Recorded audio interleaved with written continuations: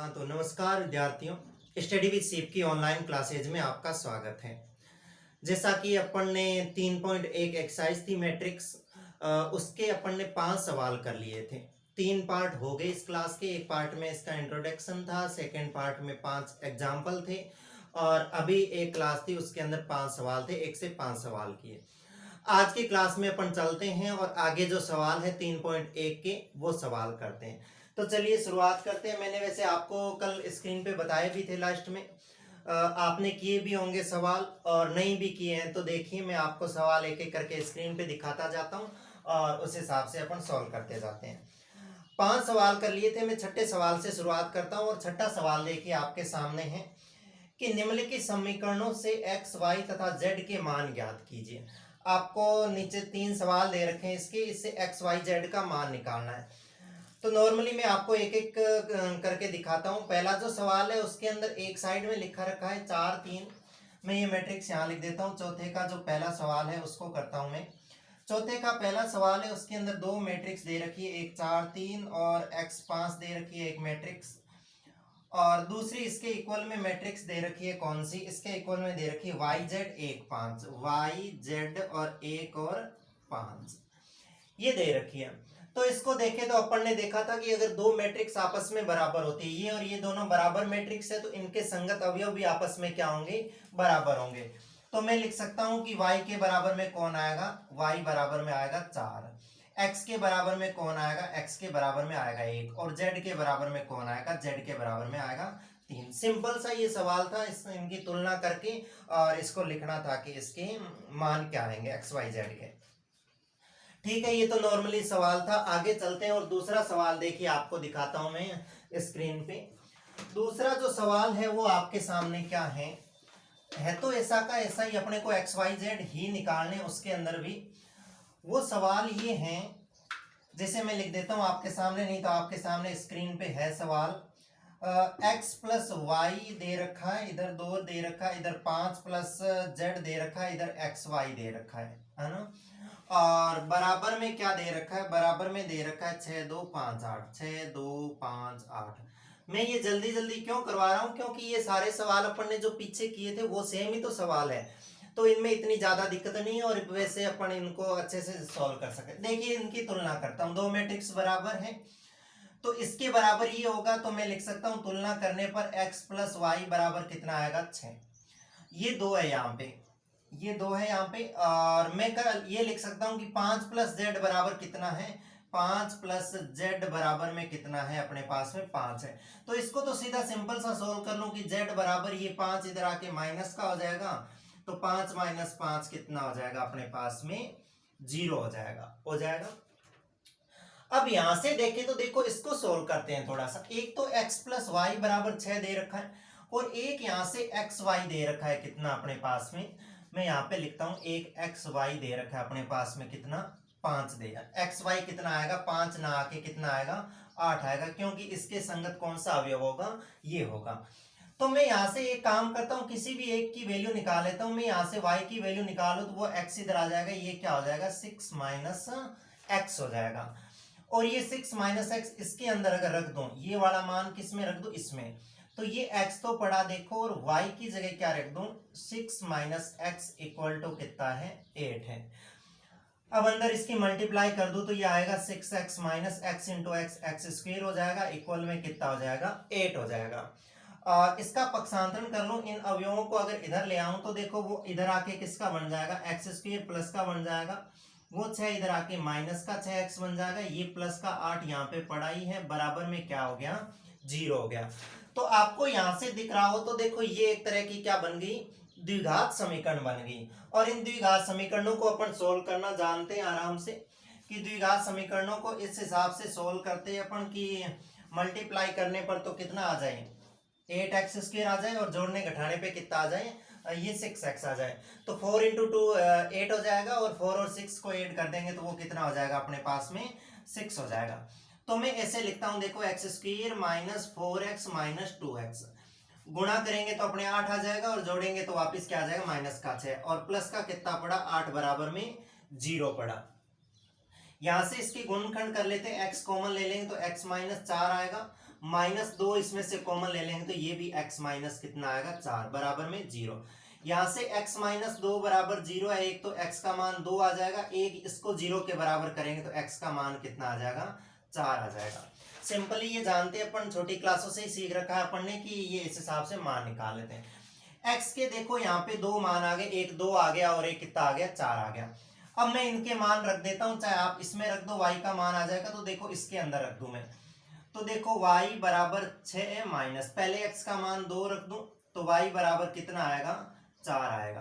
तो पहले मैं लिख सकता हूं कि यदि x बराबर 2 तो y बराबर कितना आएगा 4। दूसरा मैं x की जगह कितना रख दूं, देखो 6 माइनस इस x की जगह कितना रख दूं 4 रख दूं, तो 6 में से 4 जाएंगे तो कितने बच जाएंगे 2 बच जाएंगे। तो x का मान भी 2 4 आएगा और y का मान भी 2 4 आएगा, या ये कह सकते हैं x 2 होगा तो y 4 होगा, x 4 होगा तो y क्या होगा 2 होगा। एक दूसरे के क्या आ रहे हैं, ये उल्टे आ रहे हैं आंसर। तो आप इसको ध्यान रखिएगा, इस हिसाब से आप इसको सॉल्व कर सकते हैं आसानी से। और z तो यहाँ से 0 आ ही गया था पहले से ही, ठीक है। आपको अगर इसको उतारना है तो आप इसको उतार लीजिए, नहीं तो मैं इसी का ही तीसरा सवाल दिखाता हूँ आपको स्क्रीन पे, और देखिए क्या दिख रहा है आपको तीसरे सवाल में। सेम तीसरा सवाल ऐसा का ऐसा ही है, अपन तुलना करके तीसरे सवाल को भी सोल्व कर सकते हैं। तो देखिए तीसरा सवाल क्या कह रहा है। तीसरे सवाल को मैं यहाँ नहीं उतारता हूँ, आपके सामने देखो स्क्रीन पे वो सवाल दिख रहा है। x plus y plus z जो है उसके बराबर में क्या आएगा 9 आएगा। x plus y plus z बराबर में क्या आएगा 9, क्योंकि इसके अंदर क्या है 3 पंक्ति है और एक ही स्तंभ है दोनों के अंदर। तो देखिए क्या होगा, ये छठे का तीसरा सवाल है। ये तो आ गया कितना 9। दूसरा है जो वो दे रखा है x प्लस जेड बराबर कितना, x प्लस जेड बराबर कितना दे रखा है 5, और एक दे रखा है कितना y प्लस जेड बराबर में कितना दे रखा है 7। तो कैसे करूं, देखो ये वाला मान अगर इसके अंदर रख दूं, मैं इनको समीकरण लिख दूं 1, इसको समीकरण लिख दूं 2, इसको समीकरण लिख दूं 3, तो मैं समीकरण 1 व 2 से अगर सोल्व करना चाहूं, 1 और 2 से सोल्व करना चाहूं तो देखो x प्लस जेड, इसकी जगह क्या लिख सकता हूं x प्लस जेड की जगह 5, तो इसकी जगह क्या लिख दो पूरे की जगह 5 प्लस ये पड़ा y और बराबर में कितना 9। तो यहां से मान निकालूं तो y बराबर कितना आएगा 5, इधर आके 9 में से घट जाएगा तो कितना बचेगा यहाँ पे 4 बच जाएगा, y का मान तो 4 आ गया। अब दूसरा मैं पहली और तीसरी से अगर कर लूं, मैं यहाँ पे देखो ये लिख देता हूँ समीकरण 1 व 3 से किया, मैं अब लिख देता हूँ समीकरण कौन सी 1 व 3 से, समीकरण 1 व 3 से। तो देखिए इसकी जगह y प्लस जेड की जगह कितना लिख सकता हूं मैं 7, तो ये y प्लस जेड है, इसकी जगह मैं कितना लिख सकता हूं यहाँ से 7। तो देखिए क्या आएगा x प्लस, इसकी जगह कितना रख दूं मैं 7, बराबर में कितना है 9, तो यहाँ से x बराबर ये 7 इधर आके घटेगा तो कितना आ जाएगा 2 आ जाएगा। तो x की वैल्यू यहाँ से कितनी आ गई 2 आ गई। देखो x आ गई, y आ गई, वापिस मान अब आप किस में ही रख दो भले, x आ गया इसमें रख दो भले z आ जाएगा, y आ गया इसमें रख दो भले ये आ जाएगा।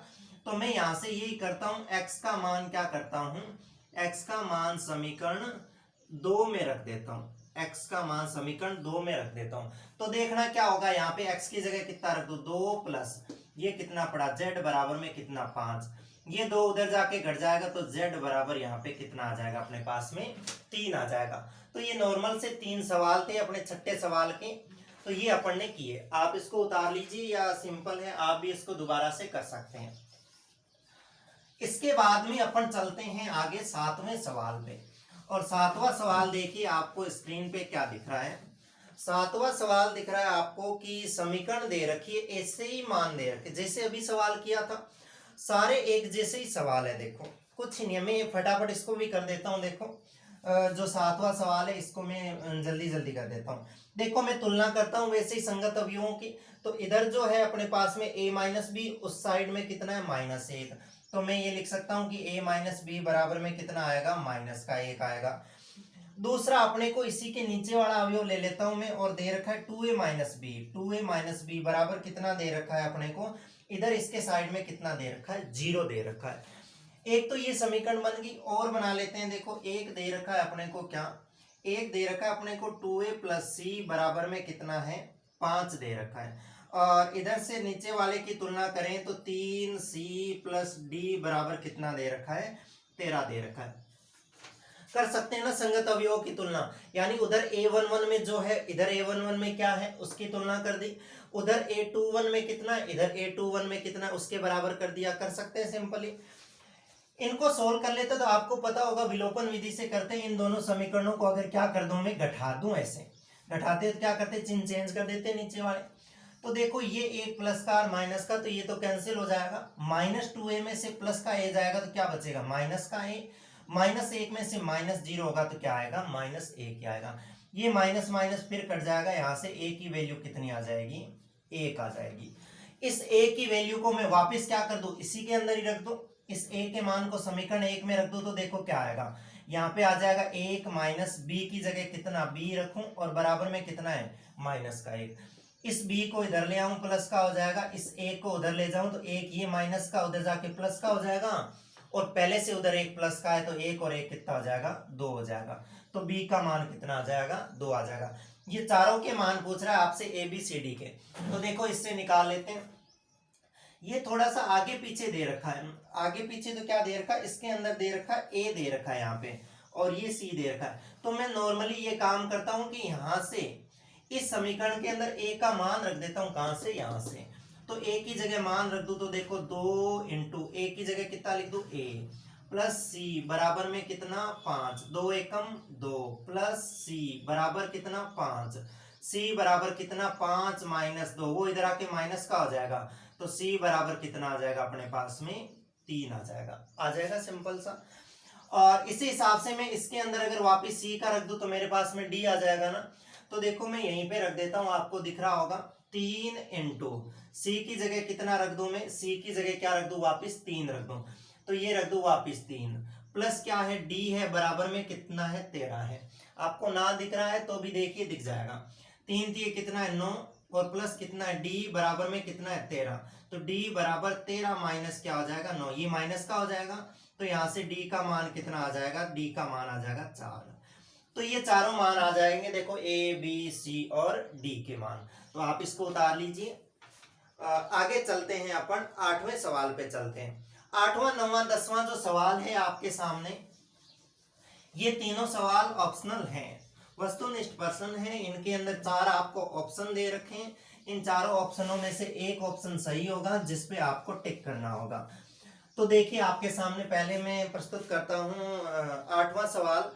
8वें सवाल के अंदर वो कह रहा है कि आपको एक अवयव दे रखा है, एक अवयव कौन सा दे रखा है, ए अवयव दे रखा है, ए बराबर वो कह रहा है आपके पास में है क्या, ए अवयव दे रखा है, उसमें जो अवयव है ए आई जे, और इसकी जो कोटि है वो दे रखी है क्या m इंटू एन कोटि दे रखी है।